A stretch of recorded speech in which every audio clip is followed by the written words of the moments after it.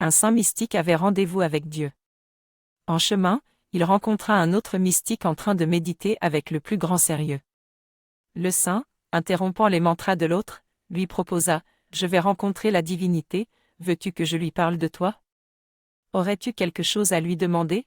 Demande-lui combien de fois je dois me réincarner avant de trouver la libération, dit le mystique. J'ai déjà vécu 3 vies. Plus loin, le saint croisa un second mystique, un yogi qui dansait en pleine extase. Il lui fit la même proposition. Le yogi, totalement absorbé par sa danse, ignora le saint homme. Celui-ci, repensant à sa rencontre précédente, suggéra au yogi de demander à la divinité combien de réincarnations il lui restait à vivre. Le yogi, ivre de danse, tournoya sur lui-même en souriant. À son retour, quelque temps plus tard, le saint croisa de nouveau le yogi dansant. Il lui dit « La divinité m'a parlé. Il te reste autant de vie à vivre qu'il y a de feuilles sur l'arbre qui se dresse à côté de toi. Quelle merveille !» s'exclama le danseur. Seulement cela. Quand je pense au nombre d'arbres qu'il y a dans la forêt alentour et au nombre de forêts qu'il y a sur la terre, cela fait des milliards de feuilles. Quelle chance j'ai! Plus tard, le saint retrouva le premier mystique. Celui-ci, fébrile, se porta au-devant de lui. La divinité m'a dit qu'il te restait 3 vies avant de trouver la libération. En entendant ces mots, le mystique s'effondra de découragement. Cela n'aura donc jamais de fin, s'écria-t-il désespéré. À l'un, 3 réincarnations paraissaient insupportables, tandis qu'à l'autre, des milliers étaient peu de choses par rapport à l'infini.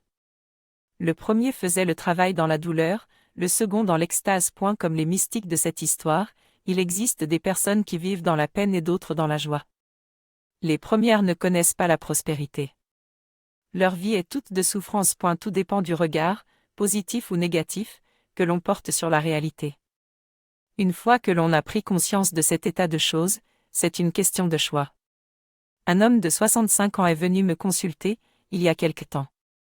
Il se plaignait de ce que sa femme, âgée de 48 ans, s'était mise dernièrement à sortir de plus en plus souvent très tard la nuit. Ce couple était marié depuis déjà 30 ans. Avez-vous toujours des relations sexuelles ? Demandai-je à l'homme. Avez-vous des conversations amusantes ? S'occupe-t-elle de préparer vos dîners ? À toutes ces questions, l'homme répondit par la négative. Soyez donc gai. Vous êtes libéré. Vous ne l'avez plus sur le dos. N'est-ce pas la meilleure chose qui puisse vous arriver, c'est vrai ? Reconnut l'homme. Mais que faire à présent ? Ne lui dites rien, lui conseillai-je. Faites ce que vous voulez, qu'elle fasse ce qu'elle veut et ainsi tout le monde sera content.